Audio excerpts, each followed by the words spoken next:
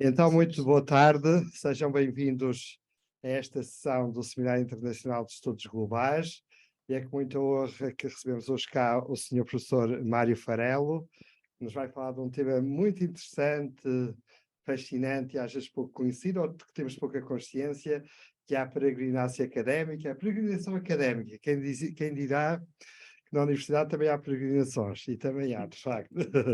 E realmente vai ser uma revelação interessante a partir de um estudo profundo que o professor Mário Ferreira tem dedicado a este assunto. E também honra-nos com a sua presença nesta casa, que já foi sua, o professor Carlos Carreto, que vai coordenar esta sessão e comentar depois a conferência e apresentar o conferencista. O professor Carlos Carreto, dado que o professor Carlos vai apresentar a conferencista, eu apresento o professor Carlos Carreto. Foi professor durante muitos anos nesta casa, também contribuiu para construir a área de estudos globais onde este seminário agora se insere, aproveitando para recordar e agradecer toda a contribuição que deu para desenvolver esta área. Agora está na Universidade Nova de Lisboa como professor em regime presencial, mas continua a cooperar connosco e queremos muito agradecer essa sua disponibilidade. O professor Carlos Carreto é um grande medievalista, professor de literatura medieval e com obra importantíssima e profunda nesta área, e portanto é honra para nós tê-lo presente e a pessoa certa também para fazer o comentário crítico desta conferência. Muito obrigado pela vossa presença e pela palavra ao professor Carlos Carreto. Bem, começo por agradecer o honroso convite que fez o meu caríssimo ilustre colega e amigo José Mário Franco para estar aqui nesta honrosa tarefa de trazer não comentários críticos, porque naturalmente não terei grandes comentários a fazer à apresentação do professor Mário Farelo, naturalmente, mas aqui para lançar talvez o debate sobre esse tema fascinante da peregrinação académica desses. Quem são esses académicos para já, não é? O que é essa peregrinação? O que é essa itinerância também do saber, do conhecimento, essa itinerância cognitiva?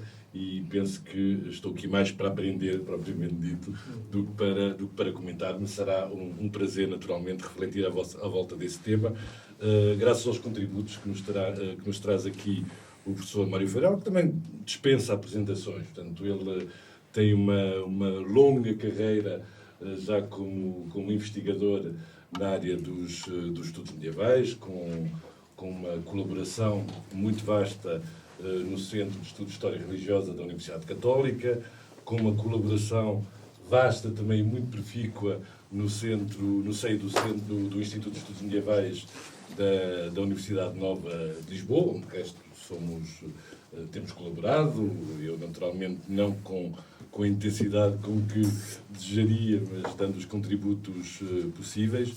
E o doutor Mário Farelo agora prepara-se para uma nova aventura também nessa itinerância académica, nessa peregrinação académica, e sabemos que a vida do investigador é uma peregrinação, por vezes, às vezes, pela via dolorosa, não é? Nem sempre é uma vida fascinante pela descoberta, mas que também tem o seu peso, não é? Os seus entraves. E é com muito prazer que soube há pouco, pelo professor Mário Farelo, que ele agora será professor da Universidade do Minho, portanto uma grande casa também, e naturalmente sei que dará um precioso contributo a essa instituição, continuando naturalmente a sua colaboração no seio do Instituto de Estudos Medievais. Portanto, não me alongando muito mais, eu próprio agradeço uma vez mais ao professor José Franco, não é? por esse convite. Agradeço imenso também a oportunidade que me é dada para o ouvir, aqui ao vivo, presencialmente, e agradeço imenso também, naturalmente, todos aqueles que nos vão acompanhar à distância por videoconferência. Muito obrigado.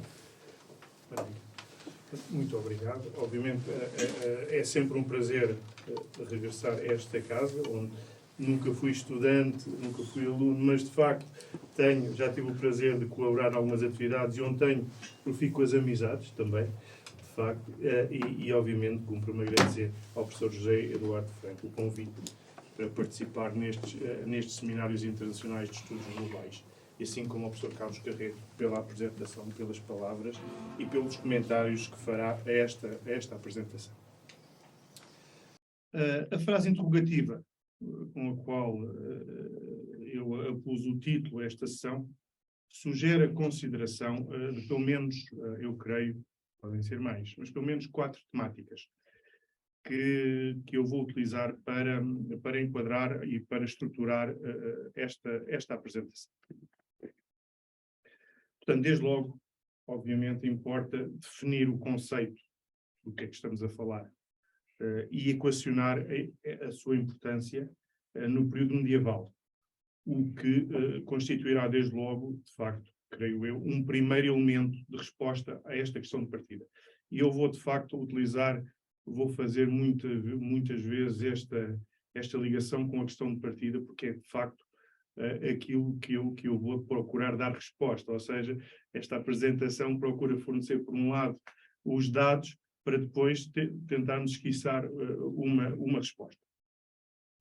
E, portanto, em primeiro lugar, obviamente, definir o conceito para que nós saibamos do que estamos a falar. Portanto, o conceito de que está por trás da peregrinácio académica, sobretudo que aparentemente não parece um conceito coevo. Depois já direi 2 ou 3 palavras sobre isso. Em segundo lugar, obviamente, a necessidade de explicar outros elementos de resposta, não é? Portanto, obriga-nos a caracterizar o fenómeno em termos da prática, da cronologia até, dos agentes ou dos contextos políticos subjacentes, porque todos estes fatores acabam de ter uma intervenção neste fenómeno. E depois, aí sim, em terceiro lugar, tentar propor uma resposta com a qual poderão estar de acordo ou não, mas de facto parece-me que em função dos elementos que nós vamos analisar, creio que será uma resposta, diríamos, no mínimo, balançada ou equilibrada.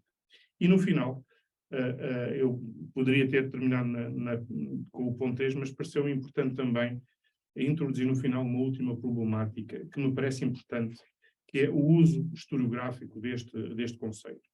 Ou, dito de outra maneira, qual é o valor desta peregrinácio académica para o estudo das sociedades do Ocidente cristão medieval? Que eu cada vez mais penso que é importante. Ou seja, este estudo da peregrinácio vale por si, obviamente, mas importa sobretudo como indicador de algo mais. E eu acho que é esse aspecto que eu penso que é importante efetivamente. Portanto, definição de conceito em primeiro lugar. Como eu tinha dito, eu nunca encontrei traços do uso medieval deste termo na documentação nem na historiografia, pelo que podemos supor que se trata de um conceito forjado a posteriori. Embora, de facto, eu nunca fiz nenhuma investigação concreta sobre este assunto, mas daquilo que eu li, nunca encontrei estes 2 termos em fontes medievais.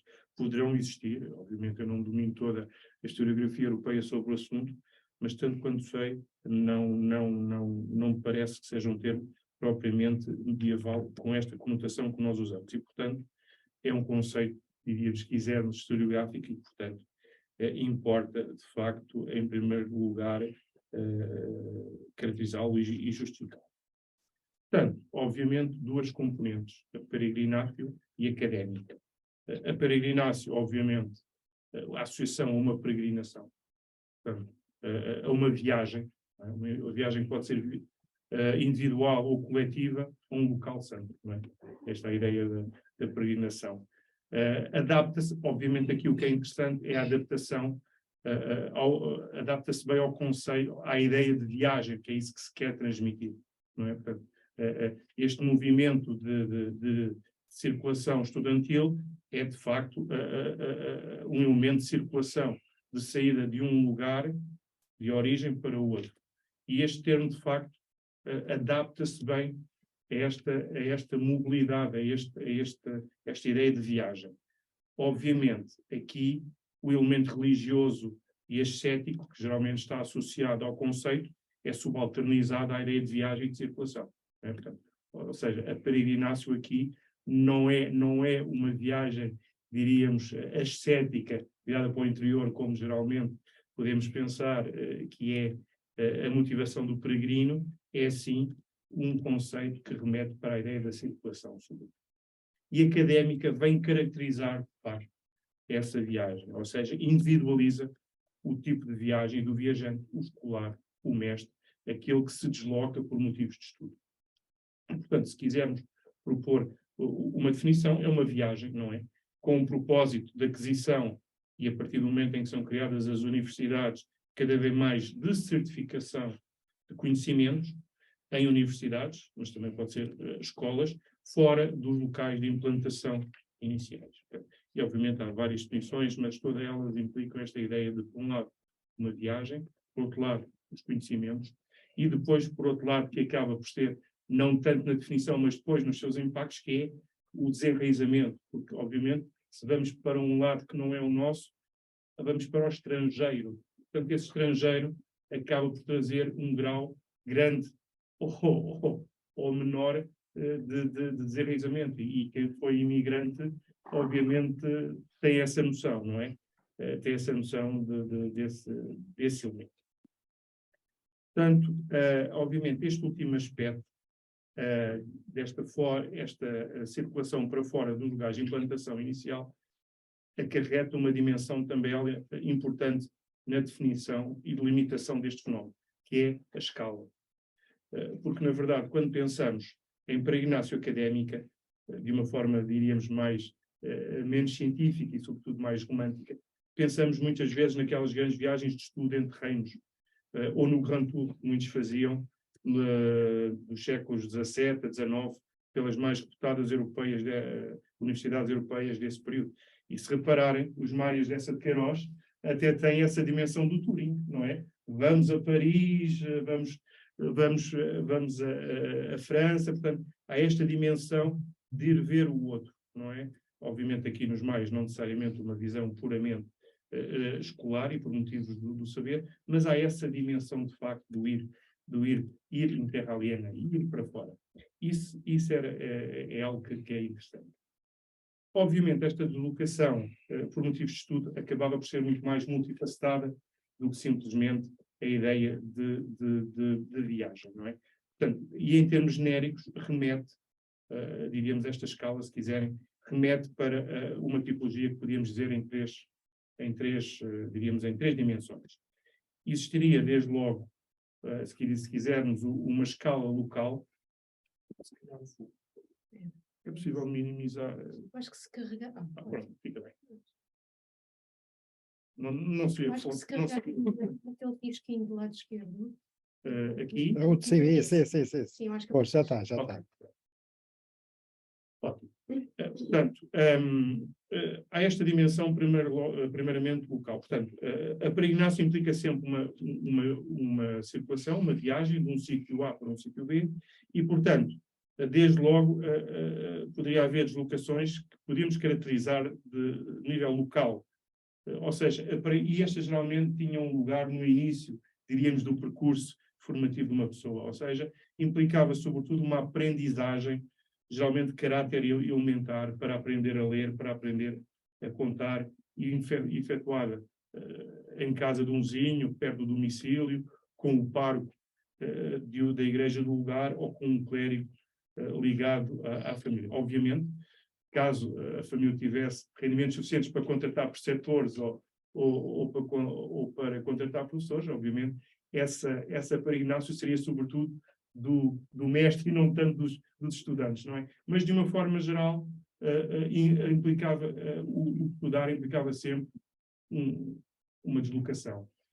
Obviamente, quando os jovens eram crianças, para aprender a ler, essa situação seria, diríamos, se quiser, local. Eu coloquei aqui um exemplo paradigmático, quase arquétipo, que ilustra esta dimensão, que é uma referência do testamento de Dom Silvestre Godinho. Silvestre Godinho foi, aliás, um estudante português em Bolonha e que foi arcebispo de Braga durante uma boa parte da primeira metade do século XIII, e que, na verdade, no seu testamento, há uma pequena passagem que refere, de facto, onde ele aprendeu as primeiras letras, não é?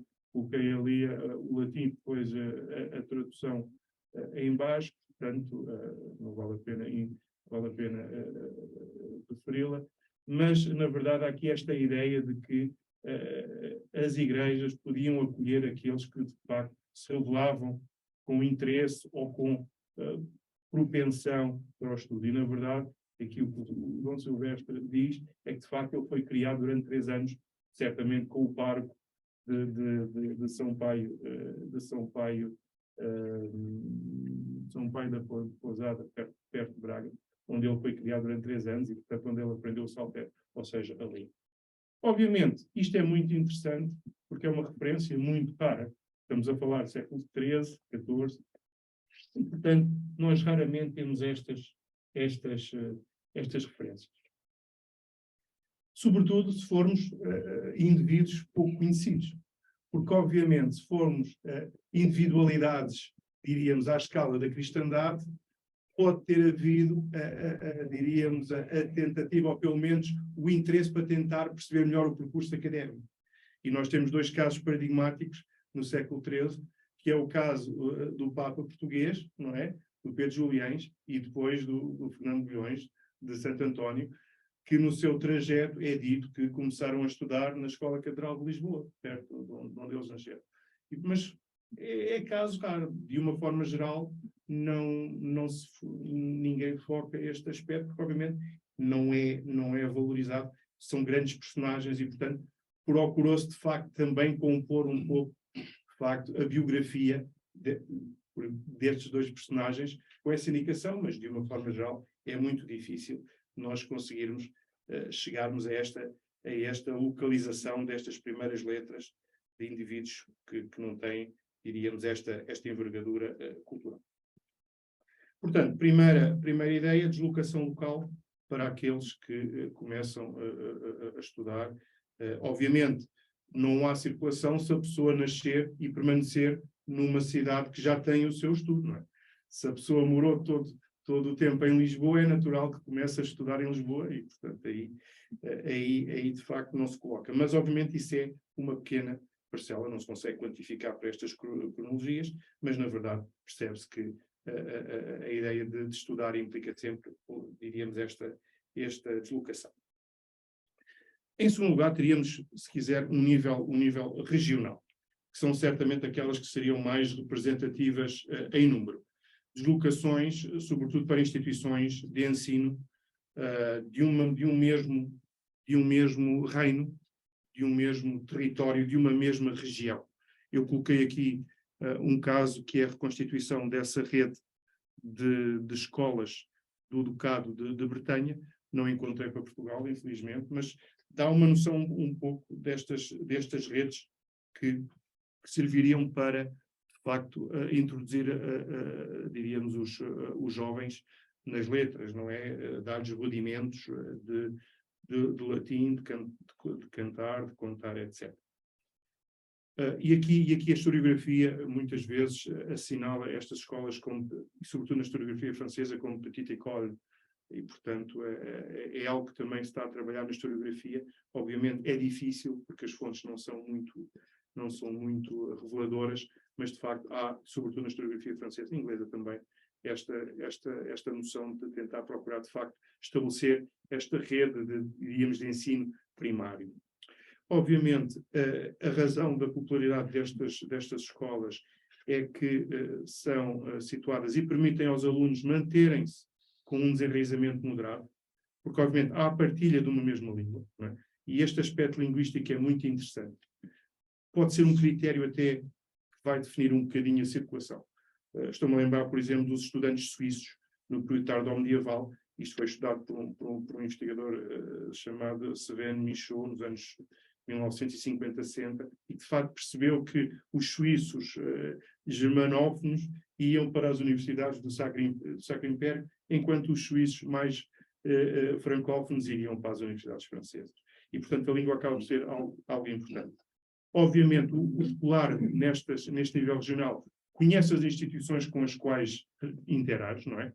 Está, diríamos, no reino onde nasceu, e, portanto, não é esse enraizamento não é notório, e obviamente permite algo que é muito importante, que é ir a casa nas férias. Portanto, a distância permite que, quando há férias, o estudante possa possa voltar a casa e possa receber mais rapidamente o rendimento, os dinheiros que precisam, portanto, porque este aspecto do rendimento é muito importante, ou seja, o custo dos estudos é muito importante, tal como hoje, não é?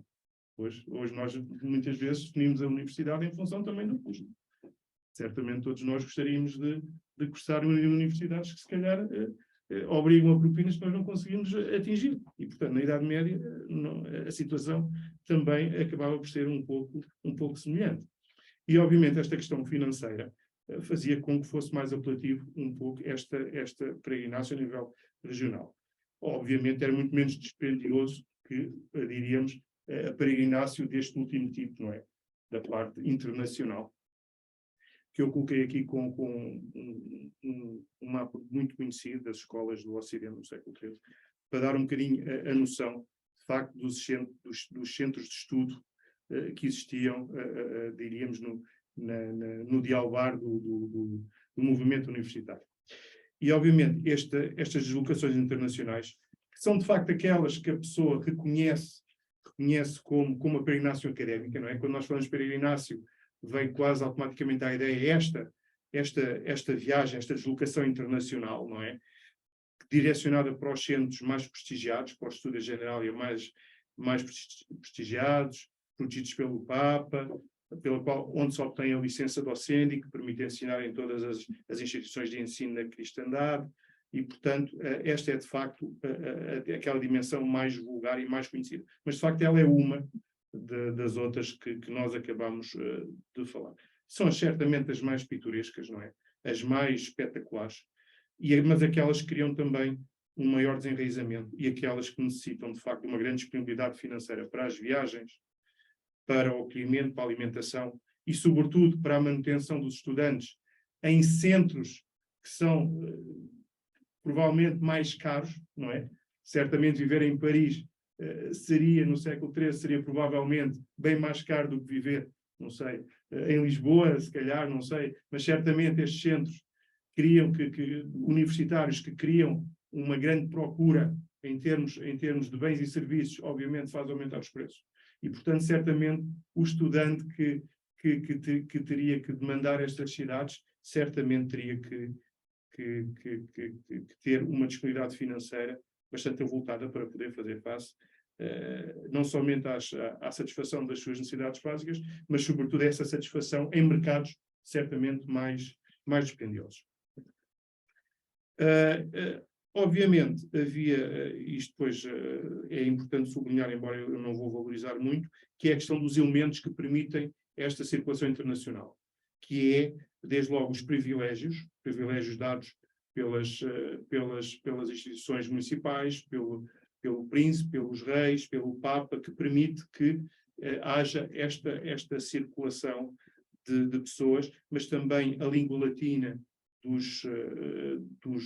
do ensino, não é? Portanto, apesar de, obviamente, nós sabermos que existe, de facto, uma utilização do vernáculo neste ambiente, obviamente, os currículos são lecionados em latim, há programas semelhantes, diríamos, ao longo, através desta cristandade, e há um sistema de exames que, de uma forma geral, é compatível. E, portanto, são características que permitem, de facto, que seja compatível as pessoas estudarem noutros sítios. E, muitas vezes, este estudo não obriga a um exame. Por exemplo, a pessoa pode ir, imaginemos um diplomata português, vai 3 meses a Paris, nada o impede de seguir cursos durante 1 mês ou 2. E isso muitas vezes acontecia, por exemplo, na Cúria. Obviamente, a resolução dos seus assuntos na Cúria podiam demorar meses, se não anos, e eles aproveitavam para estudar nessas regiões. Ou, ao contrário, por exemplo, um diplomata português que vai a um concílio, pode lecionar em Bolonha durante 2 ou 3 anos. Portanto, ou seja, estes currículos são flexíveis e é importante ter presente essa noção e não pensar, de facto, com algo muito estricto, a regra e esquadro em todos os casos. Obviamente, esta peregrinação internacional remete para a expectativa de um retorno, não é? Portanto, e lá está, voltar àquela ideia de que a peregrinação acaba por ser um meio para atingir um fim. Portanto, esta questão parece-me importante, que é, de facto, porquê todo este esforço? Porquê, então, de facto, viajar? Obviamente, em termos locais e regionais é menos importante, mas aqueles que vão a 5.000, 6.000 quilómetros de distância, o que é que poderá ser interessante para eles e já agora, para onde? Não é? Portanto, estas duas questões que eu gostava de dimensionar um pouco, parametrizar rapidamente, que é esta questão do porquê e do onde. Obviamente, e aqui sem entrar na problemática das viagens de estudo na Antiguidade, vamos fixar no século XI e XII. Em termos gerais, e aqui obviamente eu peço desculpa pela iconografia, não há assim tanta coisa sobre isto. Se do lado das escolas monásticas a iconografia faz algum sentido, porque é a doação de um oblado aos monges, do lado direito tenho dúvidas que aquilo seja, de facto, uma escola urbana. Parece mais uma, diríamos, uma escola não é, de um mestre só. Portanto, tenho dúvidas que seja algo muito mais do que daquelas escolas que havia de um preceptor. Mas pronto, salvaguardada essa possível variante. Obviamente, aquilo que é certo é que, em termos gerais, antes do século XII, a cultura letrada, obviamente, é dominada pelos clérigos. E aqui lembro rapidamente a evolução e até o nascimento da universidade. Portanto, após o desaparecimento das escolas clássicas da Antiguidade e da barbarização do Ocidente, se quiserem, as escolas monásticas tornaram-se, obviamente, o instrumento preferencial de aquisição e transmissão da cultura, a qual é, então, essencialmente cristã. E aqui é um ponto essencial. Estas escolas monásticas servem para formar os monges e oblatos, estas tais crianças que são dadas para serem ensinadas. E esta, diríamos, esta escolha, se quiser, de ensino, implica duas coisas. Uma aprendizagem vocacionada para a vida religiosa, o ensino elementar, ler e escrever, contar, o ler e escrever através do saltério, dos salmos, o contar através, por exemplo, de números de Rábano Mauro, e, por um lado, ensino elementar e, por outro, desempenho de funções litúrgicas. Portanto, é um ensino vocacionado para o interior. Isto é que é essencial. Portanto, é uma aprendizagem que se faz para consumo interno. E agora, qual é a evolução? A evolução é que este modelo deixa de ser atrativo a partir do século XI e, sobretudo, do século XII. Porquê? Porque, como é sabido, o nascimento urbano desse período fixa cada vez mais homens e mulheres nas cidades em desenvolvimento. Não é? E estas novas aglomerações possibilitam novos contextos, novos elementos culturais. Por um lado, as instituições e os governos urbanos, régios e até principescos, precisam de especialistas em assuntos que ajudem a organizar estas novas sociedades urbanas. Especialistas, por exemplo, em gramática, aritmética, em direito e em medicina. Há outro elemento complementar, que é a especialização no trabalho nestas cidades, permite que uma parte da população urbana se dedique à produção e à transmissão do saber. Ou seja, não são todas as pessoas envolvidas no setor primário, não é? Portanto, há pessoas que já têm uma disponibilidade, porque outras asseguram as suas necessidades e, portanto, fazem parte, que se dedica a esta produção e transmissão do saber.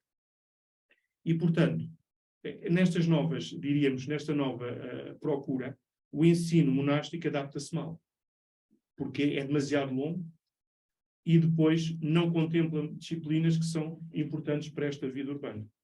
E, portanto, o que é que acontece?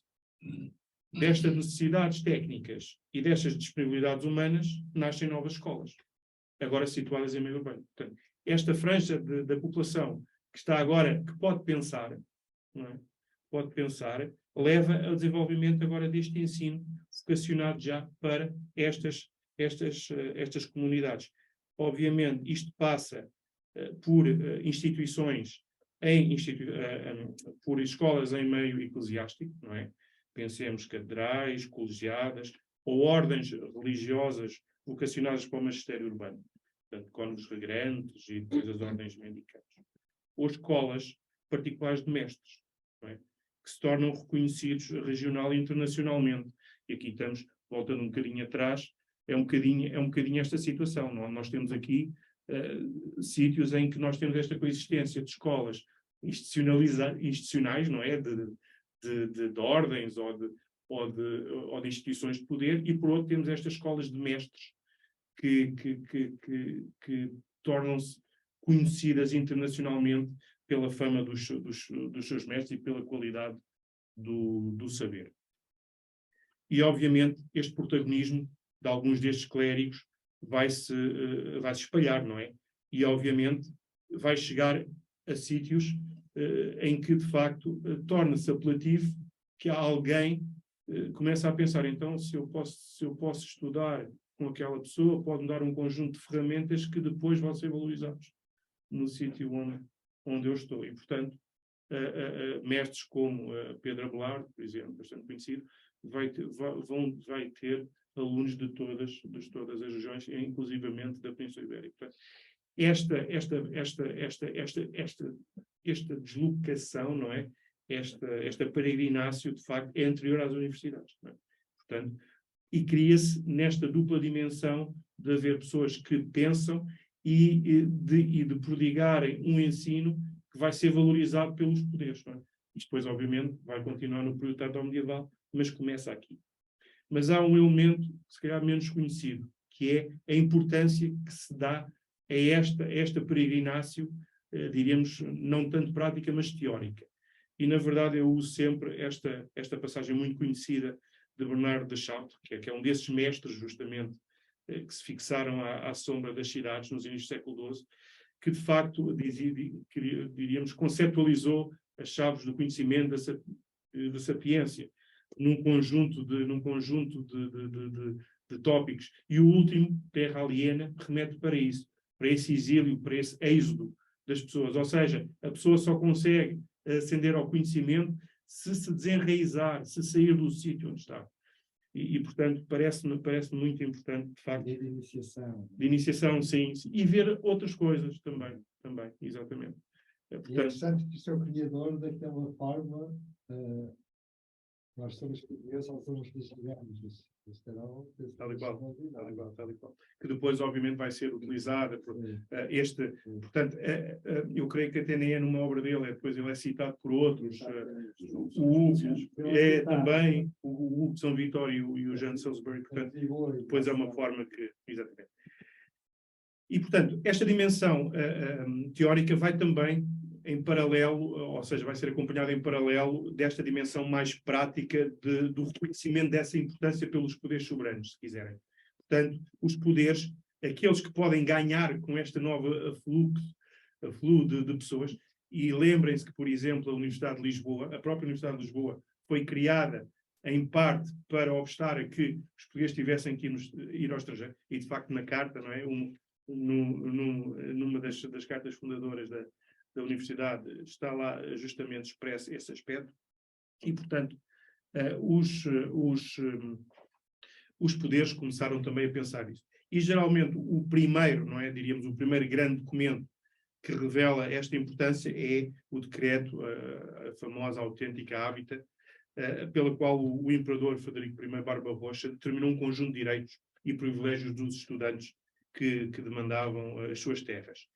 E este documento, obviamente, define várias coisas, por exemplo, algumas das unidades que dispunham os clérigos passam a ser beneficiados os estudantes, vestuário, a proteção da represália, permite também que estudantes possam ser julgados pelos mestres universitários ou pelos vistos e não pelos tribunais civis, mas sobretudo aqui impacta sobretudo esta questão de poder, a partir daqui, os estudantes circularem livremente por motivos de estudo. Isto aqui é que é interessante, de facto, se reconhecer em letra de lei, de facto, a importância desta peregrinácio e de dar as condições para que essa peregrinácio tenha, de facto, cabimento. Obviamente, isto é uma pequena parte deste apoio régio que, obviamente, se materializa noutros aspectos, e aqui a formação das universidades vai ser, de facto, por estes reis e príncipes, um elemento essencial nesta ligação entre o regnum e o studium, portanto, que será, de facto, a face mais visível. Isto, obviamente, esta ligação de criação de universidades leva-nos também ao tópico do onde. Portanto, esta peregrinácio destina-se a onde. E aqui, obviamente, apresento-vos um mapa extremamente conhecido. Este ou outro similar, portanto, há vários. Há uns que compõem as universidades até 1300, outros para o período tardo-medieval. Este, por acaso, concentra tudo. Mas, na verdade, e portanto é um mapa conhecido, quem seguiu alguma unidade curricular de História da Idade Média ou de Cultura Medieval, e de facto ilustra um dos mais perenes adquiridos, diríamos, medievais, e diria, se quiser, um dos traços mais perenes de uma invenção medieval que foi a universidade. Diga. É que aparece Lisboa e não Coimbra?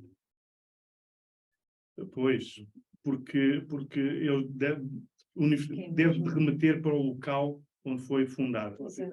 E era a mesma, não é? Não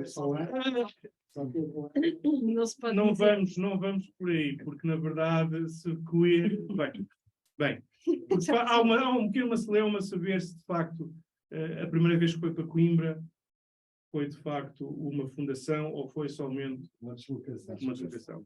Se formos ver a documentação coimbra, portanto, é de facto. Não, acham que foi uma. Como é que é? Que foi uma deslocação. Não. Sim, que foi uma deslocação, de facto. Que a Universidade de Coimbra é de 1290. E que Lisboa foi apenas o ensaio. Lisboa é outra coisa, mas isto é uma coisa que eu não gosto de meter. Esta é outra discussão. Não é outra discussão, não queria entrar, mas de facto, e ainda muitas vezes o símbolo da Universidade de Coimbra é 1290. E eu creio que, de facto, podemos defender uma ou outra, eu acho que, apesar das tentativas que foram feitas. Bom, mas não quero entrar, porque, de facto, não é esse o objetivo. E, portanto, agora o que é interessante é que, se repararem neste mapa, nós temos uma grande diferença, que é as universidades criadas até 1300 e depois aquelas criadas num segundo período entre o século XIII, ou o século XIV e o século V.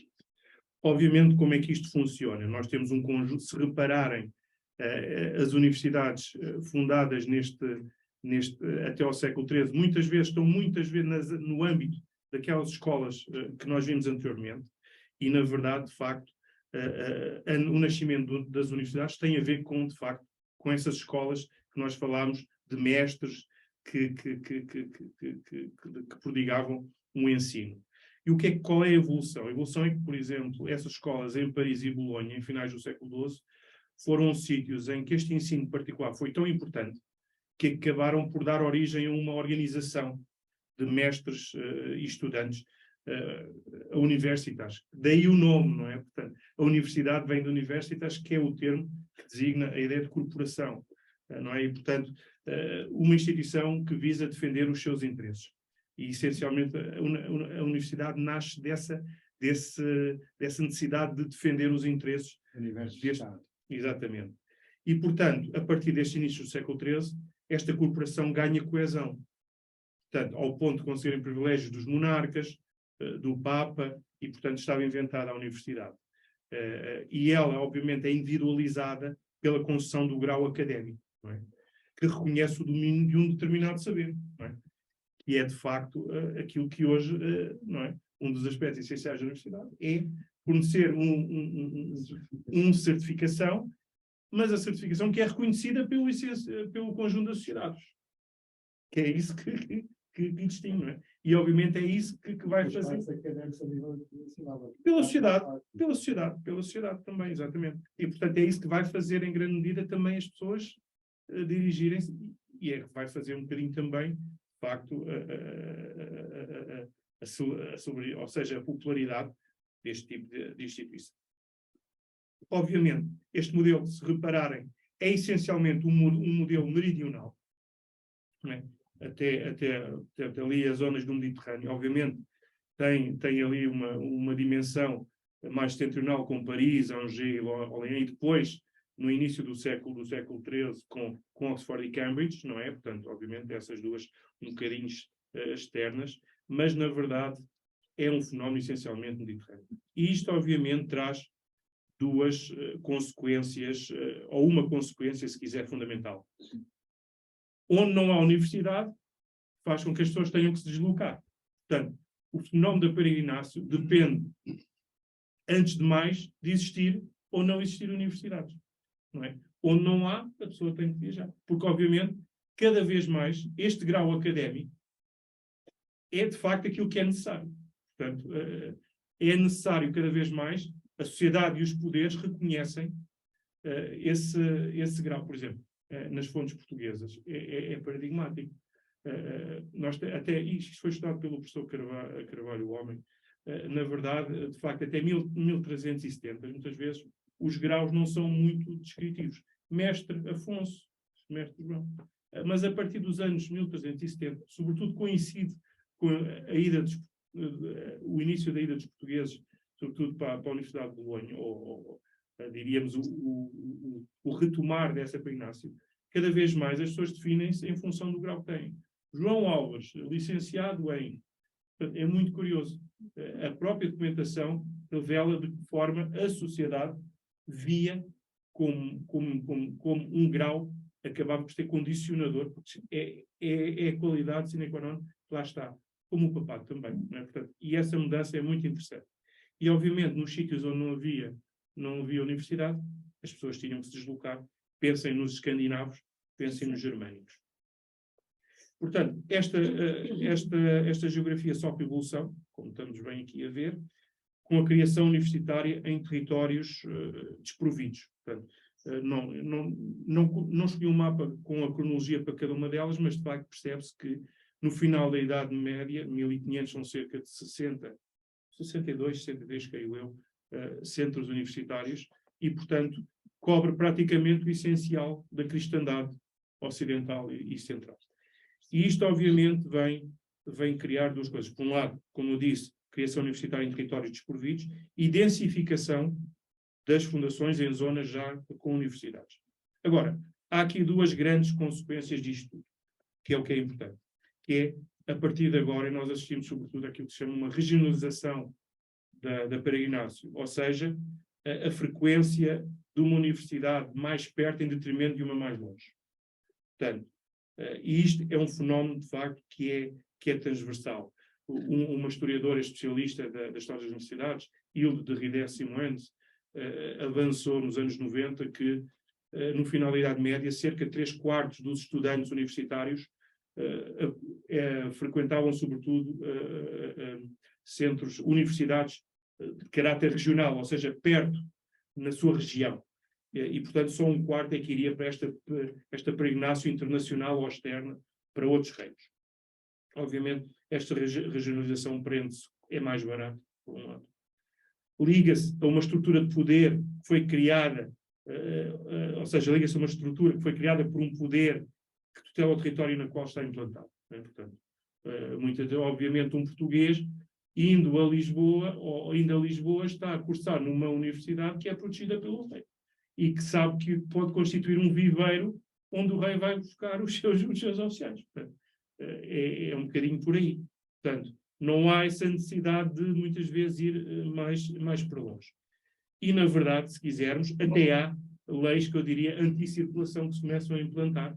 Por exemplo, o imperador Frederico II, quando da criação da Universidade de Nápoles, em 1224, proibiu expressamente que fossem estudar noutra universidade, e depois também em várias universidades italianas, como no caso de Pavia ou Pádua, no século XIV e XV, há estas leis anti-circulação, e até mesmo no caso português. Obviamente, dito isto, não estanca esta peregrinácio internacional, não é? Porque, obviamente, há pessoas que tinham os meios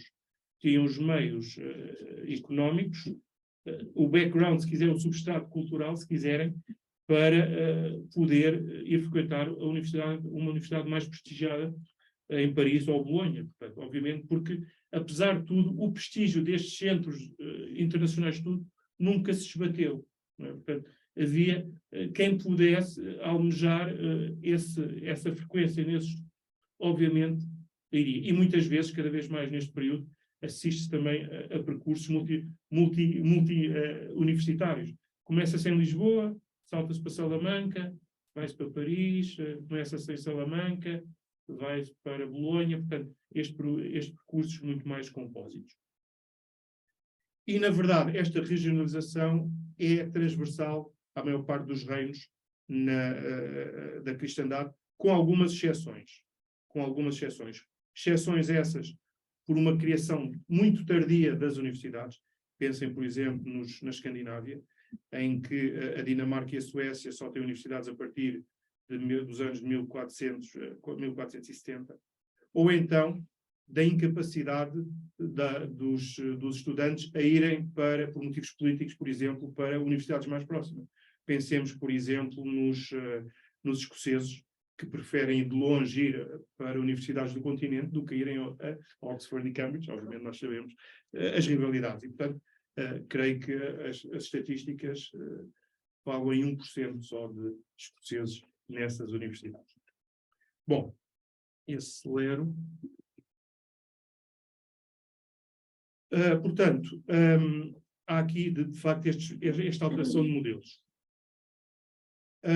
Agora, dito isto, acaba por haver, apesar destes regionalismos, esta pregnácio académica, diríamos, internacional, acaba por ter um modelo comum. Ou seja, grosso modo, independente de ser escandinavo, germânico ou ibérico, de uma forma geral, atenção, de uma forma geral, nestes centros prestigiados, vão aos mesmos sítios ao mesmo tempo. Portanto, posto de uma forma um bocadinho bruta. Porque, obviamente, depende muitas vezes de considerações políticas. E, obviamente, é isso que eu gostaria de abordar através do caso português. O caso português, que é aquele que eu conheço um bocadinho melhor, mas que vai ilustrar depois também os outros casos. E, obviamente, só vou-me focar nesse aspecto da historiografia sobre esta peregrinação portuguesa e, por falta de tempo, não vou debruçar sobre a questão das fontes e sobre os problemas, por exemplo, do arquivo. Portanto, do estudo dos problemas associados a esta peregrinação, sobretudo do ponto de vista heurístico. Irei somente apresentar esta questão do ponto de vista historiográfico. Bom, e para isso, muito rapidamente, obviamente, e aqui, através do caso português, portanto, o interesse pela peregrinação académica portuguesa insere-se neste contexto mais largo do tema da mobilidade estudantil na história das universidades. E com algumas exceções, que há exceções, há estudos desde o século XIX e inícios do século XX, mas de uma forma geral, o tema está ausente da discussão historiográfica nos séculos XIX e primeira metade do século XX. Porquê? Porque, obviamente, a história das universidades era feita com outros intuitos.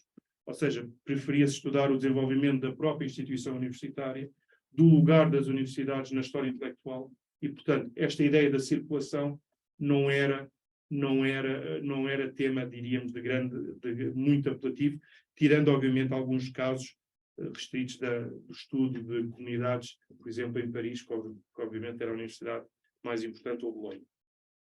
Esta situação muda, obviamente, a partir da Segunda Guerra Mundial, com a abertura à dimensão social pela Nouvelle Histoire, ou em que permite, diríamos, o estudo da relação da universidade com a sociedade e das comunidades estudantis per si, ou também da importância do cultural turn, não é? dos anos 70, que acabou por tornar a história das universidades um tema na moda. E, obviamente, o meu percurso também, lá está, era a moda e, portanto, lá fui eu. E, de uma forma geral, isso acaba por condicionar um pouco esta perspectiva que nós temos. Para o caso, essencialmente português, nós temos, diríamos, eu dividiria três períodos. Um período em cheio nesta prevalência da moda do cultural turn, portanto, do impacto que tem a história das universidades na própria historiografia internacional, e aqui casos do professor Jacques Verger, da Hilda Ridé-Simoens, da constituição da própria Comissão Internacional da História das Universidades no seio das comissões internacionais, portanto, é algo paradigmático, e que em Portugal se revelou por estudos de caso. Eu coloquei ali alguns, relativamente a Castela, França e Itália. Portanto, se repararem, de uma forma geral, são autores, professores, que estavam também eles fora de Portugal, quando fizeram os seus trabalhos. O professor Joaquim Veríssimo Serrão foi leitor em França durante muito tempo. o padre António Domingos Sousa Costa, que esteve 40 anos em Roma, portanto, o professor Luís de Matos também esteve em França para fazer a sua tese sobre o humanismo. E, portanto, nós temos aqui um conjunto de pessoas que, obviamente, beneficiam deste êxodo em terra aliena para aceder à bibliografia, para aceder a fontes. Portanto, se repararem, sobretudo estudos de caso. A professora Virginia Rao não, nunca, mas tinha grandes contactos também em Itália com o professor Federico Melis e, portanto, de onde deriva um bocadinho a sua investigação. Portanto, isto é uma primeira parte muito importante, que são estudos de caso que ainda hoje, em muitos casos, não são substituídos, não é? Porque, obviamente, tem uma grande base heurística bastante importante. Depois, nós temos, a partir do final do século XX, diríamos algo ambivalente, que é, por um lado, o facto da história das universidades sair da moda, o que prejudicou um bocadinho o fluxo destes estudos que vinham a ser produzidos. E, na verdade, obviamente, eu peço desculpa de me estar a citar ali tantas vezes, mas, na verdade, não há, neste período, assim, tanta gente quanto isso a trabalhar. E, obviamente, o meu trabalho também deriva de eu estar no estrangeiro naquela altura. E portanto, os estudos de caso acabam por ser a Universidade de Paris e pouco mais. Há a introdução, de facto, de sínteses. Isto é que é uma novidade importante, que é, de facto, as sínteses que começam a ser feitas pelo professor Rezende Oliveira, obviamente também no âmbito de obras específicas, que permite, de facto, ter uma noção um bocadinho mais diacrónica do fenómeno e que eu depois também fui recuperando. E neste momento nós estamos, eu diria, não sei se os visados estarão de acordo, mas na verdade um reavivar, de facto, desculpa, isto salta um bocadinho. Um reavivar deste tema, sobretudo na sequência de projetos sediados na Faculdade de Letras da Universidade de Lisboa e no Centro de História da referida faculdade. Pensem, por exemplo, no projeto de História da Universidade em Lisboa, projeto Ecumene Studi, em torno do professor Emílio Fernandes, do Armando Norte, do André Leitão, do Rui Rocha, portanto, estes últimos dois doutorandos com tese em curso, o André Leitão sobre a peregrinácio e o Rui Rocha sobre a Universidade Portuguesa, da participação desta equipa em redes internacionais como a Rede Heloise, que de facto visa o estudo global deste fenómeno da história das universidades, em que a peregrinácio acaba por ser importante e em que há, de facto, uma nova abertura às humanidades digitais. Que isto é que é interessante. Permitir, de facto, com ferramentas muito mais poderosas do ponto de vista da computação, reunir massas de dados que vai permitir estudar, de facto, esta peregrinácio de uma ou outra forma. E, sobretudo, se calhar, esbater esta dimensão que ainda é sempre presente neste tipo de estudos, que é a dimensão entre o periférico, a centralidade e a periferia. Obviamente, quando nós estudamos os portugueses em Paris, nós estamos sempre, não é, com esta ideia da centralidade e da periferia, e até discutir outros temas. E, portanto, qual é o modelo desta peregrinácio portuguesa, mas que pode ser, de facto, diríamos, alargada, grosso modo, mutatis mutandis, se quiserem, às outras historiografias. Obviamente, a falta de universidades até ao final do século XIII porta os portugueses a se deslocarem ao estrangeiro. Mesma coisa que germânicos, como eu disse, escandinavos. Temos o caso, por exemplo, do Papa Gerbert d'Aurillac, o Silvestre II, no século X, que estuda em Vic, na Catalunha, estuda em Roma, depois acaba em Reims. Portanto, estes percursos acabam por ser, obviamente, muito fora da caixa, mas que exemplificativos desta circulação. Portanto, antes da universidade, esta mobilidade estudantil portuguesa no século XII dirige sobretudo ao Midi francês, a Paris, a Bolonha, clérigos, cônegos regulares, crúsios, membros do cabido, que beneficiam depois, como as constituições de Mitende e Ad Studium, portanto, bolsas de estudo, ou isenções que lhes permitem oferir os seus benefícios não sendo residentes. Portanto, isto é importante. A concessão de graus académicos a partir do século XIII faz com que esta peregrinácio seja, sobretudo, portuguesa direcionada para Paris, para Paris e depois para Bolonha, como, na generalidade, ingleses, germânicos, a mesma coisa. O perfil é muito... Obviamente a quantidade é maior nesses casos. Um grupo, por exemplo, de canonistas portugueses em Bolonha, Mestre Vicente, o Silvestre Codinho, o Mestre São Deus, o Pedro Hispano portugalense, ou também a intervenção portuguesa na Fundação de Salamanca. Portanto, temos aqui alguns núcleos interessantes. Depois, temos também no século XIV um perfil comum, em que aí os portugueses vão sobretudo às universidades do Midi da França, Toulouse, Avignon, Montpellier. Porquê? Porque é lá que está o papado. E, portanto, o Papa faz com que, na verdade, se crie diríamos, este movimento em que, lá está, vão à Cúria, estudam, estão mais perto do Papa, estão mais perto de alguns professores. É muito curioso que, em algumas súplicas que agora já temos neste período, no século XIV, alguns deles referem que foi meu professor ao Papa, foi meu professor ou que eu conheci durante o estudo. Ou seja, é um elemento de interseção importante. Mas, ainda assim, as universidades do Norte acabam por ser ainda visitadas por portugueses. Para Paris, sobretudo para Medicina. Afonso IV vai buscar legistas a Orleans, portanto é muito curioso. Reparei, há fontes para isso, para que se percebe de facto que ele pede a embaixadores para irem a Orleans recrutar mestres. Portanto, estamos a falar do segundo terço do século XIV, e, portanto, universidades onde está o Papa. Aqui a grande diferença é, depois, no final do século XIV, com o grande cisma, portanto, divisão da cristandade em duas obediências, que obviamente vai criar uma clivagem e que faz com que os reinos da obediência do Papa de Avignon sejam, ou seja, os reinos onde as universidades situadas nesse reino, sejam, sobretudo, frequentadas por estudantes diríamos, da mesma obediência. Isto tanto dá para a obediência romana como para a obediência de Avignon. E, portanto, os portugueses saem das universidades castelhanas, saem das universidades francesas e vão, sobretudo, à Itália. E até os mendicantes, aqui é muito específico, são mendicantes, sobretudo, a Inglaterra, e alguns deles até Colónia. Portanto, registra-se neste período, neste início do século XV, portugueses em Colónia. Depois, obviamente, a partir do final do século XIV e ao longo do século XV, temos, obviamente, um incremento grande da Península Itálica, das universidades da Península Itálica, motivadas, por um lado, pela aquisição de doutoramentos, que agora torna-se, de facto, e se repararmos depois nos grandes desembargadores régios, não é?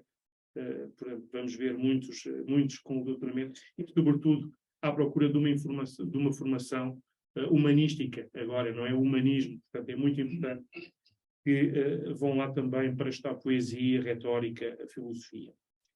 Bom, e termino com o alargamento da oferta no final do século XV, início do século XVI, e temos aqui, de facto, uma das poucas representações gráficas que nós temos, aqui do Luís Ribeiro Gonçalves, que também foi da Faculdade de Letras, e, portanto, está muito bem ambientado com este grupo, e que, na verdade, cartografou, de facto, os centros de estudo frequentados pelos médicos, pelos estudantes de medicina portuguesa no século XVI.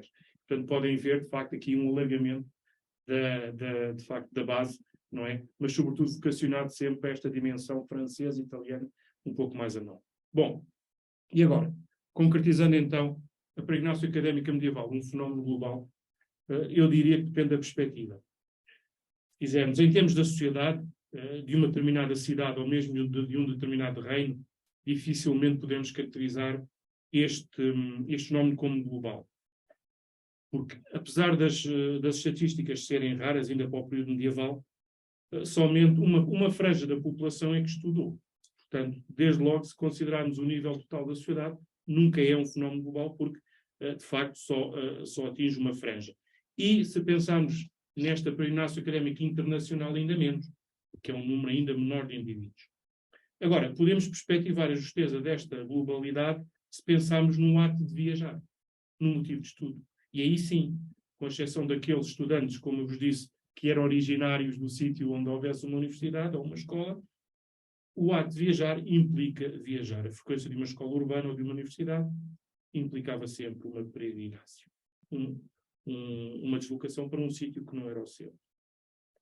E ela, ao limite, podemos eventualmente perspectivar essa globalidade aplicada a grupos socioprofissionais em situações muito específicas. Por exemplo, aqui o caso dos bispos islandeses é muito interessante. Foram estudados os seus percursos e percebe-se que todos eles frequentaram universidades no continente, ou seja, quase como a frequência de uma universidade era uma condição para ser bispo na Islândia. E, obviamente, esta situação seria eventualmente próxima de outros grupos reconhecidos pelo domínio das disciplinas universitárias. Desembargadores, das burocracias régias, o alto clero, das igrejas da cristandade ocidental no período tardo-medieval. E, portanto, para terminar, somente aquela questão, a quarta questão, que é, de facto, o interesse historiográfico desta temática. Obviamente, aqui duas dimensões. Há o interesse per si, estudar o fenómeno per si, ou seja, conhecer fluxos de escolares de uma determinada universidade, que permite conhecer o perfil do recrutamento dessa mesma universidade, permite perspectivar as dimensões dos conflitos urbanos nos quais estão envolvidos os universitários, os chamados conflitos de Town and Gown, ou ainda ajudar a perceber as estruturas de apoio universitárias e extras universitários que possa existir à disposição dos escolares em terra aliena, ou mesmo até avaliar se há importância, ou o nível, se quiser, de importância destes mestres ou escolares nas estruturas de governo universitário. Mas eu acho que ela pode ser, sobretudo, nível deste estudo, a dois grandes níveis. Porque permite explicar o percurso funcional do escolar, ou seja, por um lado, o percurso funcional da pessoa, o que é que ele se tornou, e, por outro lado, ajudar a explicar o recrutamento das instituições de poder no seio da sociedade tardo-medieval. Portanto, como tínhamos visto, esta questão da aquisição de um grau torna-se cada vez mais um fenómeno de critério de distinção social e técnica. Portanto, estudar aqueles que adquiriram um grau pode ajudar a explicar o recrutamento da instituição. E, por outro lado, a aquisição de um grau pode também ajudar a perceber o percurso posterior da pessoa. Mas eu acho que não é só isto. Eu acho que pode-se revelar ainda mais importante. Por um lado, prestar a presença e a estruturação de comunidades imigrantes mais latas, uma vez que os estudantes não se deixariam de relacionar com os seus conterrâneos estabelecidos na cidade de acolhimento.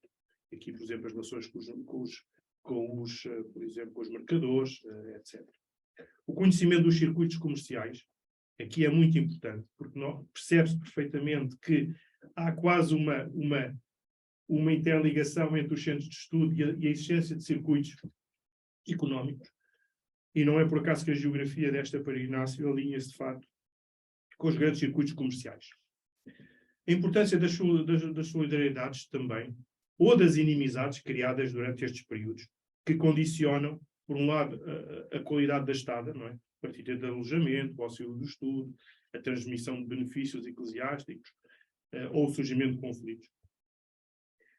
E também, eu acho que é este um aspecto também essencial, a importância do fenómeno para a circulação cultural, como a compra, transporte de livros, a circulação de ideias, etc. Pensem, por exemplo, nas ideias heterodoxas que os clérigos da Boémia que levaram a Praga os tratados do Wycliffe, adquiridos em Oxford, e que depois serviram de inspiração a Jean Hus e aos reformadores checos. E, de facto, eu acho que aqui esta questão permite discutir esta ideia que é muito enraizada, creio eu, de Portugal, como, por exemplo, no caso português, como um exemplo de cultura de recepção. Como se nós só recebêssemos aquilo que vem de fora. E provavelmente é demasiado redutor essa dimensão. Estes, obviamente, é certo que eles trazem coisas, mas também levaram coisas, não é? E, portanto, esta cultura da recepção pode ser algo que pode ser iluminado também à luz desta peregrinação. E, portanto, eu creio que esta temática, para terminar, enquadra-se particularmente bem no âmbito das preocupações científicas deste seminário. Portanto, um seminário em estudos globais.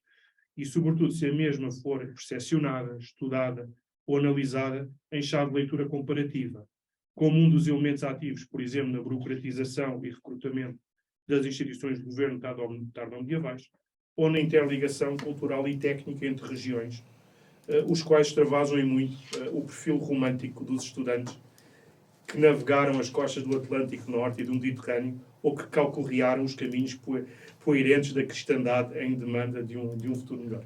Muito obrigado.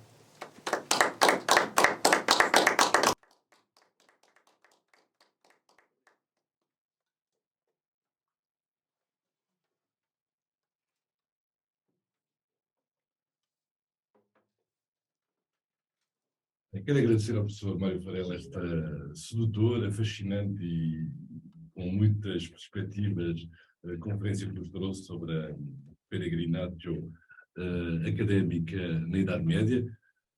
Os meus comentários, naturalmente, não têm qualquer pretensão a fazer uma síntese da riqueza que o professor Mário Varela nos trouxe aqui, mas queria aqui, talvez, chamar a atenção para alguns aspectos centrais que a sua intervenção aqui nos trouxe. Chamando a atenção, em primeiro lugar, para um aspecto que pode parecer de menor importância, mas não é. Essencialmente, quando falamos de conceitos e terminologias e de conceitos operativos relacionados com a Idade Média, não é? Em que muitos dos quais são, como nós sabemos, anacrónicos. O anacronismo é, de certa forma, um risco da nossa profissão, correndo muitas vezes alguns riscos de deturpação dos fenómenos, mas também ganhando outros a nível de uma hermenêutica e de uma melhor compreensão desses fenómenos. E esse conceito aqui chave é o conceito de peregrinação, que me parece aqui um conceito importante. Depois, o outro aspecto sobre o qual chamou muito a atenção, que foi também um aspecto no qual estava a pensar ao refletir sobre essas questões, é a questão da escassez das fontes documentais, não é? Em primeiro lugar, a escassez de estudos sobre essa questão, até aos estudiosos da história das mentalidades, chamemos assim, não é? E que procuram entender de uma outra forma esses fenómenos sociais e ver como é que se cria, digamos, uma forma mentis a partir de determinadas atividades e práticas sociais. Mas é verdade que é como se a própria peregrinação em si, quisermos, por ser passagem, também não deixa muitos rastros. E deixa muito poucos rastros numa documentação anterior ao século XII.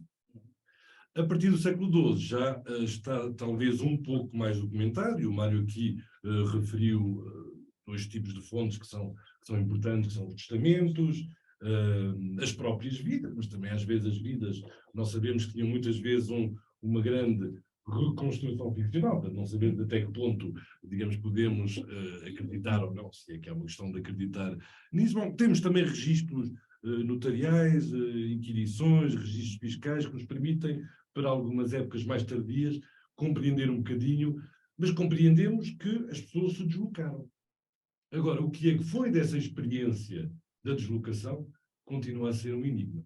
Como é que eles viveram, digamos, essa peregrinação em si mesmo? Porque é verdade que essa peregrinação tem um conceito, digamos, uma conotação muito religiosa, não é? Do ponto de vista técnico, naturalmente, a pessoa tem peregrinações para os lugares santos e por aí fora, mas sabemos que a peregrinação é também profundamente ambígua e polissémica, não é? Ou seja, nós temos muitas peregrinações, muita mobilidade na Idade Média, acho que é um aspecto que, não querendo extrapolar, nem querendo também cair num anacronismo, se quisermos, forçado e hiperbólico, dizendo não, a globalidade foi inventada pela Idade Média. Quem trabalha as épocas tem sempre tendência a reivindicar os fenómenos para si próprios, não é? Os estudiosos da literatura do século XIX dizem que o romance foi inventado no século XIX. Os medievistas, naturalmente, dizem que não, o romance foi inventado no século XII, não é? Dizem que é pelo livro. E, portanto, não entramos nesses jogos, mas não deixa de ser interessante vermos, de facto, essencialmente, para quem frequenta menos documentos, os textos medievais, vemos, de facto, isso prova que a Idade Média está longe de ser uma sociedade, ou sociedade medieval, pelo menos no Ocidente medieval, e essencialmente a partir do do século XI, XII, com o desenvolvimento urbano, está longe de ser uma sociedade fechada em si mesmo, na sua circularidade ontológica, presa entre o céu e o inferno, etc, etc. Portanto, nós temos uma sociedade que é profundamente marcada pela mobilidade. Não é? E eu acho que até mais do que viagem, essa noção de mobilidade é uma dimensão importante, porque a mobilidade permite uma abertura de horizontes, permite uma abertura ao mundo, que esse mundo seja mais a nível local, regional ou internacional. A mobilidade permite, e essa é uma questão importante, e até porque é uma questão que começa a ser, e não é coincidência, muito trabalhada a partir do século XII e do pensamento abelardiano, a mobilidade permite, diria eu, quase que dialectizar a relação com os outros e permite dialectizar o sentido. Não é? Problematizar. Porquê que isso faz sentido? Criar sentido. Só se cria sentido com contrastes, não é? E a viagem, a mobilidade é, nesse aspecto, uma questão determinante. E, de resto, há vários estudos que têm vindo a ser feitos sobre essa matéria. O Mário citou alguns, do Jacques Verger, que em 1991 publica La mobilité étudiante au Moyen-Âge. Um autor holandês da Universidade de Amsterdão, cujo nome naturalmente não saberei reproduzir, mas que há de ser algo parecido com Ad Torwart, não é? Que publica um artigo numa enciclopédia de 2007 sobre locais de saberes, mobilidade entre universidades na Idade Média. Portanto, a sociedade dos historiadores medievistas do ensino superior público francês também dedicou um congresso em 2010 precisamente sobre essa questão da mobilidade, e nós próprios aqui na Universidade Aberta, mais humildemente, tínhamos organizado, mas apesar de tudo, um colóquio internacional em 2009, que era sobre a relação entre mobilidade e literatura na Idade Média. Circula-se muito, apesar de tudo, circulam-se dos reis aos pobres, àqueles que não têm nada, não é? Os vagabundos, circulam os embaixadores, os clérigos, os monges, os mercadores, os cavaleiros, os jograis, os peregrinos, os ladrões, os professores, os estudantes, os mensageiros, etc, etc. Portanto, nós temos uma sociedade em grande mobilidade e em grande movimento que partilha muitas vezes as mesmas estradas e os mesmos itinerários, não é? E que veiculam com eles, como dizia o Mário, veiculam com eles objetos, relíquias, amuletos, começam a ser usados até para a proteção na própria viagem, veiculam naturalmente culturas, dialetos diferentes, veiculam, por vezes, manuscritos, ideias e veiculam também narrativas e matrizes narrativas, não é? que são importantes, que vão circulando. E, naturalmente, as próprias ideias, não é? Naturalmente, que estão na base de tudo. Portanto, como dizia o Le Goff, já naquele livro muito conhecido sobre o Ocidente medieval, a mobilidade do homem da Idade Média foi, dizia ele, extrema, foi desconcertante. Portanto, e é isso mesmo, essa experiência que é uma experiência ao mesmo tempo. Ou seja, eu acho que o ato de peregrinar, mesmo num contexto mais ou menos laico, mesmo num contexto claramente escolar ou escolástico, não é? De aprendizagem ou de ensino, não é? Nunca perde, se quisermos, essa dimensão, como vimos há pouco, quase iniciática, não é? Portanto, porque é preciso caminhar. Há um tema que é fascinante e que foi pouco trabalhado, que é essa questão do caminhar, do andar. A importância que os textos, e muitas vezes os textos literários focam muito sobre isso, a dificuldade do andar. Não é? Claro que os cavaletes andavam muito a cavalo, mas o cavalo não é para todos. É só para os nobres, para quem tem dinheiro. Se lermos os textos arturianos, parece que vivemos num maná eterno. Os textos, as narrativas a partir do século XIII já se começam a preocupar, por isso é que são ditas realistas, com as aspas que entendermos colocar, mas começam a preocupar com isso. Não é para todos que é preciso ter um cavalo. Um cavalo é preciso tratar dele, é preciso alimentá-lo. Uma pessoa, quando viaja, tem que ter albergue, tem que comer, tem que se alimentar. Não há sempre uma hospitalidade gratuita e uma porta aberta para nos receber, não é? E tudo isso sai extremamente caro. Sem falar de uma questão que é importante. Viajar é perigoso na Idade Média. É extremamente perigoso, não é? Trouxe aqui apenas uma pequena nota quase estatística que era relembrada por Paul Zumthor no seu conhecido livro La Mesure du Monde, sobre a representação do espaço ao Moyen-Âge, em que ele dizia, citando o autor, que avalia-se, por exemplo, ainda no século XVI, não é? Estamos a falar do século XII, nas idades anteriores.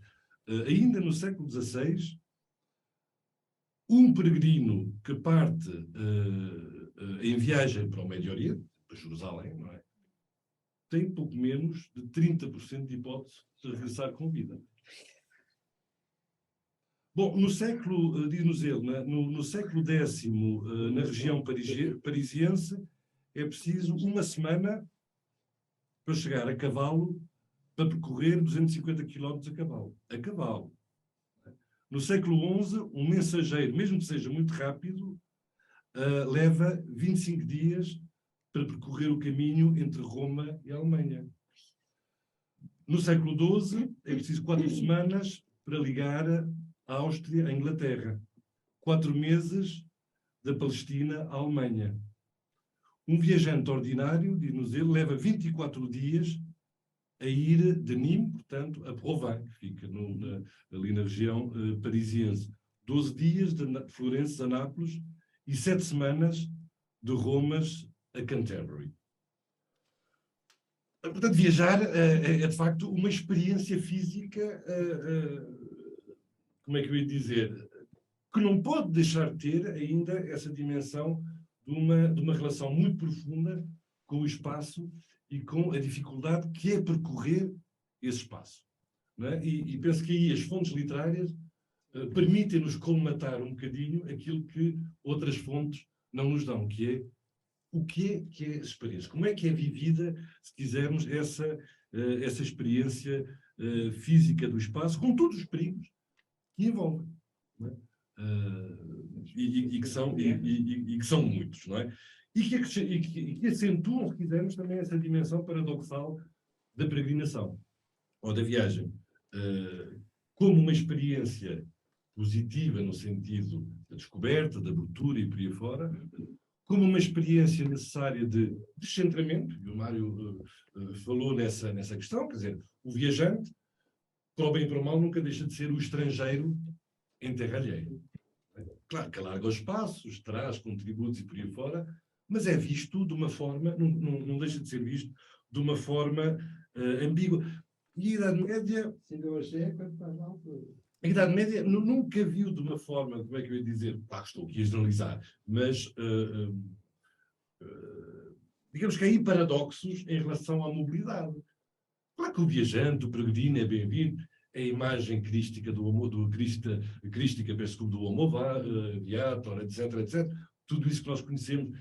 Mas a Idade Média, por vezes, não vê com muito bons olhos a instabilidade que está inerente à viagem. Perturba a ordem. Viajar perturba a ordem. E não é por acaso que muito rapidamente se tentam enquadrar as peregrinações. Não é? Há leis para peregrinações, claro que é para proteção, muitas delas, dos peregrinos, dos seus familiares e por aí fora. Mas também é uma forma de circunscrever aquele fenómeno. Isso vem com peste. Eu pergunto-me até que ponto, um pouco essa questão fundamental, que é da criação das universidades, até que ponto, de certa forma, a criação das universidades também não é uma forma de, através das corporações, a universidade é uma corporação, não é uma forma, de certa forma, também circunscrever a própria peregrinação. Acaba por institucionalizá-la, de certa forma. Acaba por enquadrá-la numa rede compreensível, não é? Que, de certa forma, que, de certo modo, permite exorcizar um pouco o lado ameaçador de alguma errância subjacente que é controlada. Fica controlada, nomeadamente, por instituições. Pelas instituições, pelo poder, etc. Portanto, há aqui essa ambiguidade que me parece que é interessante até explorar, que é essa ambiguidade inerente ao próprio ato de caminhar, de viajar, de ser peregrino, não é? De percorrer um espaço. Eu cito aqui apenas um monge alemão do século XIV, o Thomas de Kempis, que diz, mas não é o único a dizer, já outros tinham dito antes, que é muito peregrina, pouco se santifica. Ou seja, essa ideia segundo a qual toda e qualquer peregrinação é iniciática e positiva tem que ser relativizada. Não é? Ou seja, há uma conotação, um sentido de ameaça subordinada a essa circulação pelo espaço. Quem é? Repare, como é que distinguimos a pé um peregrino de um ladrão, de um vagabundo? Bom, o cavaleiro é mais fácil, vai armado, vai com um cavalo e por aí fora. Os outros muitas vezes não distinguem. Há textos nos quais se alerta claramente para os ladrões disfarçados de peregrinos. Não é?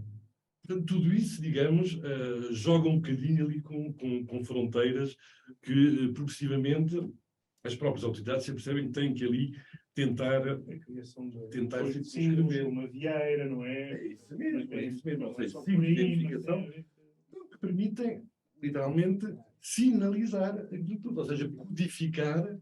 Quando codificamos, integramos numa ordem que passa a ser muito mais compreensível, não é? E que passa, digamos, a ser mais categorizado. Portanto, esse primeiro aspecto me parece importante da peregrinação. Depois há outro aspecto que é quem é que circulava, e o Mário deu várias pistas. Quando falamos em académicos, também não é bem os termos que, como sabemos, eram utilizados na Idade Média. Na Idade Média falava-se em magister, não é? Portanto, até o próprio termo de intelectual, que é utilizado pelo Jacques Le Goff, é um termo anacrónico. Tá? Se fala de intelectuais a partir do século XIX, pelo menos no sentido em que nós atribuímos. Portanto, circulavam esses magistri, professor, embora saibamos que o termo de professor muitas vezes era utilizado de uma forma um bocadinho pejorativa, não é? O professor era aquele que tinha assim uns lives, um magister, mas com lives de arrogância. Geralmente, alguns utilizam ali o professor com um toque de ironia. O magíster dominava. O magista domina uma ciência, é o que tem autoridade, não é? E essa autoridade é reconhecida. Bom, cléricis, muitas vezes, é o termo que aparece, e o termo mais genérico, não é? É o de literário. Mas aqui, uma vez mais, as fontes dão pouca atenção, de facto, ou temos pouco acesso ao que era essa peregrinação. O Mário apontou aqui uma coisa que é importante. Nós, quando falamos da peregrinatio na Idade Média, temos aqui dois tempos distintos, não é? Ou dois momentos distintos. A peregrinatio antes do século XI ou XII e uma peregrinatio depois do século XII. Antes do século XII, ela existia, mas era mais limitada. Não é? Portanto, nós sabemos que a iniciativa cultural irradiava à volta de abadias, à volta de algumas escolas catedralícias, e nós temos exemplos bem conhecidos e documentados de pessoas que se moveram muito, viajaram muito, não é? Mas são casos, apesar de tudo, residuais. Um deles, que é muito conhecido, é ainda do início do século XI, de um chamado Lanfranco de Pavia, que nasceu em Pavia, como o nome indica, não é?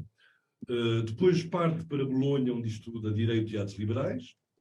Daí sai para a França. Em 1039 torna-se professor na Normandia, onde cria uma escola que adquire rapidamente grande reputação, de tal forma que atrai alunos como Yves de Chartres, o futuro Papa Alexandre II, Anselmo de Cantuária. Em 1103 é escolhido por Guilherme o Conquistador para ser abade de Saint-Étienne-de-Camp, que ele queria transformar, digamos, num centro de referência do próprio poder na Normandia. E em 1070 torna-se, por decisão do mesmo Guilherme o Conquistador, arcebispo da Cantuária. Mas, portanto, ou seja, nós temos alguns exemplos dessa grande mobilidade ainda antes do século XI. Visto do outro lado, é aquele exemplo que nós temos muito clássico do Abelardo, não é? Não tanto pela sua mobilidade pessoal, que também naturalmente circulou, mas pela fama que ele adquiriu, que era um dos motivos de mobilidade, era o prestígio associado a determinados nomes. Portanto, as pessoas dirigiam-se, neste caso a Paris, para aprender dialética com Pedro Abelardo. Eu não deixo, não resisto a citar-vos uma fonte que é bem conhecida, que é a fonte, a carta que um certo Fulco de Day endereçou precisamente ao próprio Abelardo antes de julho de 1118, e onde ele diz, provavelmente com algum zelo, entusiasmo e por aí fora, mesmo se descontarmos dessa hipérbola toda, não deixa de ser relevante ver o poder que este Abelardo tinha de atrair estudantes internacionais. Seria muito bem avaliado agora pela A3ES na parte da internacionalização dos cursos, porque diz-nos o Fulco de Day, Roma envia seus estudantes para os ensinar, Roma, que outrora costumava transmitir os conhecimentos de todas as artes a seus ouvintes. Essa substituição de Paris por Roma não deixa de ser reveladora. Nenhuma extensão da terra, nenhum topo da montanha, aqui temos naturalmente a hipérbole literária, mas que não deixa de ser bonita, nenhum vale oco, nenhum caminho difícil, embora coberto de bandidos e ladrões. Está também esta referência interessante aqui à itinerância, nesta carta, os impediu de correr na tua direção. A multidão inglesa de jovens não temia o mar, que se interpunha e a terrível tempestade das ondas. A remota Grã-Bretanha pretendia educar seus animais, até os animaizinhos mandavam, é o tempo de passar, Animalia. Pictos, gascões e ibéricos, queria há bocadinho, normandos, flandrinos, teutões, suevos, constantemente procuravam o teu ímpeto na pregação e no estudo. Todos os cidadãos de Paris e das proximidades e aqueles que vivem nas partes mais próximas e mais distantes da Gália, que anseiam por seres instruídos por ti, como se nenhum conhecimento pudesse advir sem ti.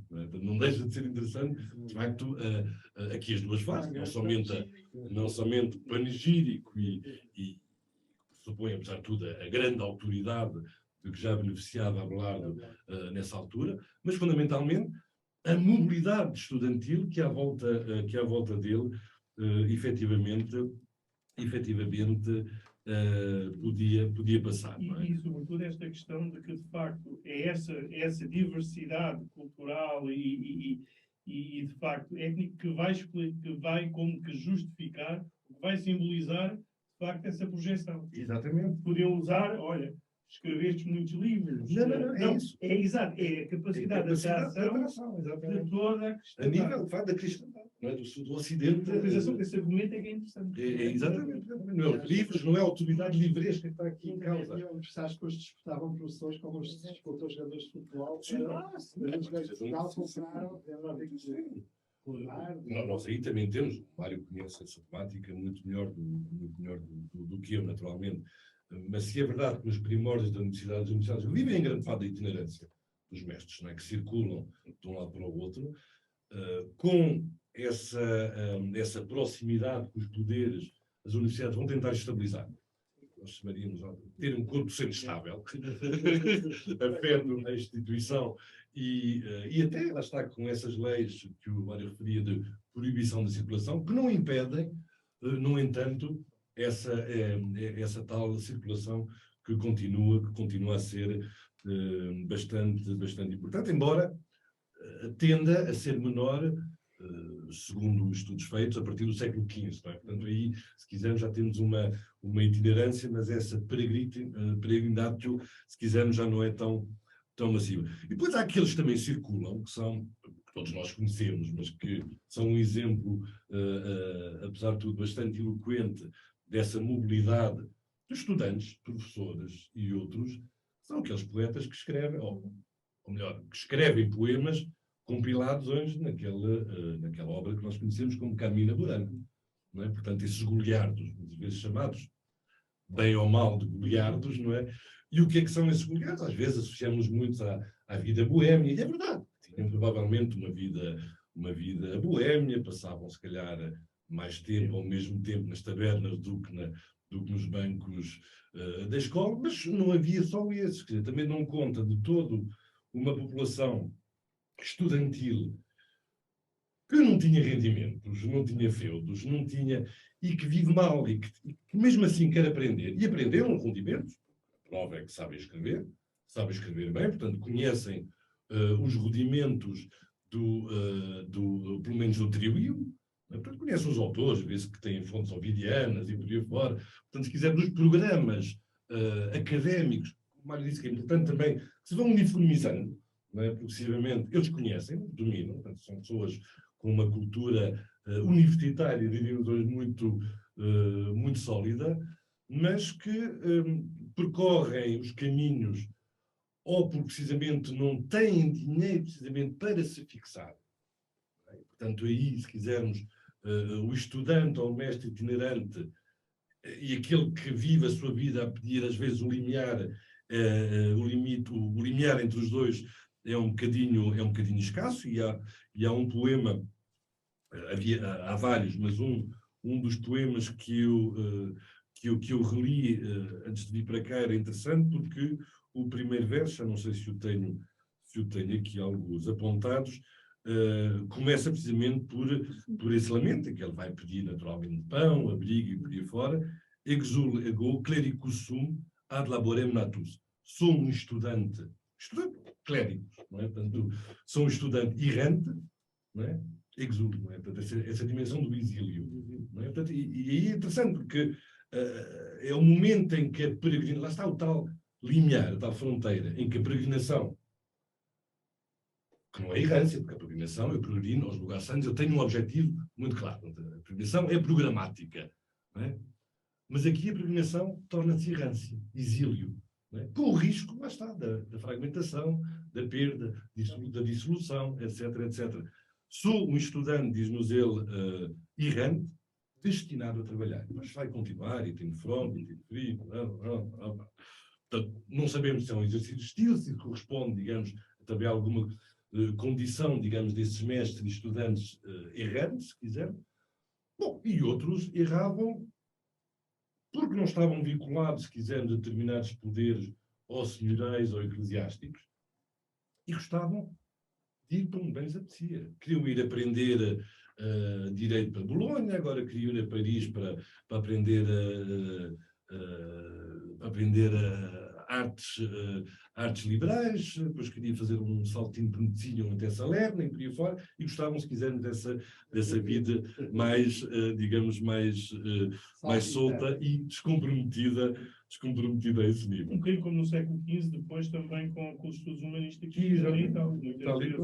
Tem os currículos, mas depois tem como professor a poesia, e de facto o Padre Sousa Costa temos um bocadinho a noção disso através de alguns documentos em que o mestre diz, ele foi de férias, mas quando ele veio tem que se aplicar, porque ele não quer saber do direito, ele quer a filosofia, e portanto vê-se que há ali uma tensão entre um lado a aquisição do diploma que o pai está a pagar e por outro lado, digamos, a atração destas novas ciências, não é, da palavra. Da retórica, é muito interessante. Agora, de facto, há aqui uma grande viragem, sim, só para terminar, para também não alongar muito e deixar a palavra também a quem nos está a ouvir, que é o século XII, não é? O século XI. Acho que falar em peregrinatio académica, quer dizer, é efetivamente falarmos de uma mobilidade, não é, que ganha verdadeiramente expressão com o desenvolvimento das cidades. Portanto, antes nós temos casos, mas são casos residuais, pessoas com poder, pessoas com dinheiro e por aí fora, portanto, nobres, não é? Geralmente. A partir do século XII, de facto, as coisas, acho que há aqui uma mudança de paradigma, direi quase, não é? Portanto, e aquilo que o Mário referiu, que me parece muito importante e que foi pouco explorado, é vermos precisamente até que ponto essa itinerância académica, ou seja, uma nova forma de construir o próprio conhecimento, dizendo de uma forma, se quisermos, mais clara, é consubstancial ao desenvolvimento das cidades e da economia mercantil. E aí encontramos, de facto, uma analogia, ou uma relação de isomorfismo, que, a meu ver, não está ainda explorada, ou suficientemente explorada, entre figuras que acabam por ser figuras quase gêmeas. São a figura do professor, do estudante, do peregrino e do mercador. E reparem, e até que ponto isso seria preciso vermos também as fontes, os textos, e ver que tipo de léxico é utilizado, e o seu campo semântico, até que ponto, de certa forma, não acontece para os magistri e para os clérici que circulam, não é? Até que ponto eles não consideram, de certa forma, aquilo que eles fazem, de certa forma, também não diria como um negócio, mas como uma mercadoria no sentido, não simoníaco no termo, embora nós temos textos também que se condena esse risco, sempre, essencialmente quando são clérigos, não é? Que vão ensinar e por aí fora. E há sempre esse risco de cair na ganância, ou seja, quando é aplicado ao conhecimento, chama-se simonia, não é? E, portanto, que é um bocado bastante desagradável ao clero, para os laicos ou para os outros é menos grave, mas quando se é clero, e nós temos muitos textos que já a partir do século XIII, que denunciam precisamente essa simonia associada ao orgulho do conhecimento, de vender o saber. Portanto, ou seja, há toda uma contaminação, se quisermos, desse universo monetário e mercantil para todas as atividades, inclusive para o próprio ensino, que começa, digamos, a entrarmos, digamos, numa nova forma, se quisermos, de encarar isso. Agora, uma coisa é certa, como diz o tal ensaísta da Universidade de Amsterdão, cujo nome não vou repetir, nem vou repetir, ter Wort. Ele diz que, de facto, a criação da universidade medieval acaba por ser, ou é, e a expressão é dele, e acho feliz, até pelo paradoxo que encerra, um lugar em movimento. Portanto, é isso. É um lugar em movimento, em que as pessoas entram, saem constantemente, pelas razões mais variadas, e diz ele até de forma pouco estudada, às vezes não sabemos porque é que saem, se é por razões pessoais, se é porque querem especializar, lá está, cidades implica especialização das várias artes e ofícios, que também já tem um quadro conceptual legitimador, basta ler o Hugo de São Vítor, não é? O Didascálico, não é? E a defesa de todas as artes liberais, portanto, prepara todo... Exatamente, prepara todo esse quadro mental, se quisermos, que vai ser depois desenvolvido com as cidades e por aí fora, e a especialização também a nível dos próprios conhecimentos. Não é? E as pessoas vão em determinado sítio porque querem aprender essa arte nessa cidade específica, muitas vezes com este mestre específico. Não é? Se ele mudar, eles acompanham para o outro lado. Haverá também, naturalmente, razões diplomáticas, com as proximidades do poder, naturalmente, tudo isso vai desenvolver, mas o que é interessante é que a universidade cria, lá está, vem, ao mesmo tempo, legitimar a peregrinação, a itinerância, né? Ao mesmo tempo que, se quisermos, a circunscreve, exorciza, se quisermos, o seu caráter ou a sua natureza potencialmente mais incontrolável ou mais ameaçadora, através de uma organização, que a universidade vem, de certa forma, introduzir um conhecimento que não somente tem os seus locais próprios, portanto acaba por ter uma rede que muito rapidamente, como no mapa que mostrar, já tem dezenas e dezenas de universidades. Não é? Estimamos já que no século XIV são para aí 65 já universidades constituídas, no século XV, não é? A falar de poucos anos, 13, 15, 2 séculos, não é nada, não é? E nós temos, pois, aí já uma rede universitária à escala internacional, ao mesmo tempo que também o comércio se torna um comércio à escala internacional, não é? Com as mesmas vias de acesso, etc. Portanto, esse paralelismo, acho que é um paralelismo muito interessante do ponto de vista de compreendermos a estrutura não somente mental, imaginária, mas também as estruturas sociais, como é que elas se vão aí alterando, como referi muito bem o Mário na parte final da sua intervenção. Mas inventam também, se quisermos, um método, que é um método escolástico, ou seja, uma hermenêutica de questionação não somente dos textos, mas de um acesso, se quisermos, já não à verdade, porque essa já foi dialetizada pelo próprio Abelardo, mas de chegar, digamos, a uma verdade sobre uma determinada questão, institucionalizam um modo de vida, institucionalizam, de certa forma, a herança, e, de certa forma, vão tudo isso ao mesmo tempo que vão aperfeiçoando um método de estudo privilegiado, que é o livro. Se não é com aqueles índices remissivos que também se vão desenvolvendo nessa altura, e que precisamente tem como um dos objetivos facilitar o acesso, digamos, ao conhecimento, a sua organização, a sua reprodução, etc, etc. Portanto, isso tudo é de facto fascinante, como é que nós temos aí depois uma transição que se faz a partir do século XII e depois que se acelera a partir do século XIII, que é considerado. E, de facto, se é um fenómeno global ou não, penso que lá está. O que é global é menos, partimos do princípio que é global, como nós entendemos, ou como se poderá entender a globalização, envolvendo uma espécie de uniformização, não é. Não é porque, como disse o Mário, são poucos os letrados, não é? São poucos os letrados que viajam, não é? Portanto, muitos deles permanecerão numa escala local enquanto muito regional. Portanto, são muito poucos aqueles que viajam, e mesmo aqueles que conseguem estudar não têm dinheiro, nem têm hipóteses para terem essas aventuras a um nível internacional. Agora, global, talvez sim, no sentido de a universidade, ou criação da universidade a nível europeu, vir criar, se quisermos, à volta, lá está, de especializações, permitindo que certos grupos específicos, que hoje conhecemos, às vezes, uns que estão mais trabalhados, são as próprias, podemos chamar a peregrinação artística, ou seja, grupos, escultores, por exemplo, arquitetos e por aí fora, que viajam e que levam com eles muitas vezes os moldes, desenhos, e é por isso que às vezes também encontramos coisas semelhantes, não é? Ou seja, não são só as ideias que vão circulando, são os próprios modelos artísticos que também circulam, mas aquilo que me parece aqui extremamente relevante é essa noção, e que o Mário referiu e refere no título de um dos seus artigos, é esta criação de uma rede.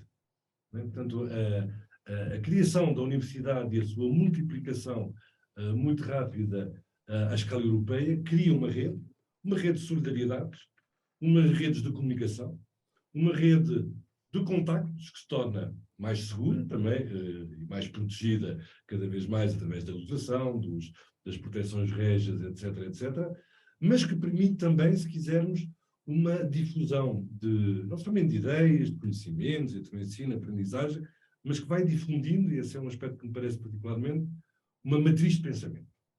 Ou seja, vai difundindo uma matriz de pensamento. E eu acho que essa matriz de pensamento à escala, decido sempre em dizer europeia, porque é uma coisa também, à escala do Ocidente cristão, assim, que é se calhar é mais correto até do ponto de vista da época, ajuda a criar naturalmente uma identidade, que faz com que todos, de uma forma ou de outra, acabam por ter referentes próximos. À volta de uma língua, que apesar de tudo é dominante, que é o latim, através da qual se veiculam esses conhecimentos, mas mais do que a língua, acho que modelos retóricos, modelos jurídicos, ou seja, nós temos uma matriz de pensamento que permita um conjunto vasto, não direi de população, porque uma vez estou a falar de elites, mas pronto, de quem pensa essas coisas e de quem vai, se quisermos, criando essa ordem do mundo, de, se quisermos, ter uma estrutura homóloga e uma visão do mundo, pelo menos, muito, muito semelhante. E esse é um aspecto que, se não é global, não é? É pelo menos uma forma globalizante, se quisermos, de pensar, e explica-nos muito também como é que as coisas vão circulando e porque é que encontramos coisas semelhantes. Essas coisas semelhantes também eram importantes para outras coisas quando voltamos ao início da peregrinação como experiência física. Para o peregrino é importante, a peregrinação é descentramento, é dor, é sofrimento, às vezes é doença, é morte, por aí fora. Encontrar no espaço que percorremos, espaços que nós reconhecemos, na sua arquitetura, nos seus motivos e por aí fora, é uma forma de reconforto. de oferecer alguma segurança. Portanto, tudo isso, de facto, nos leva a questões muito, muito pertinentes, até para compreendermos hoje a forma como se foram criando essas identidades, não é? Pelo menos a nível desse nosso Ocidente.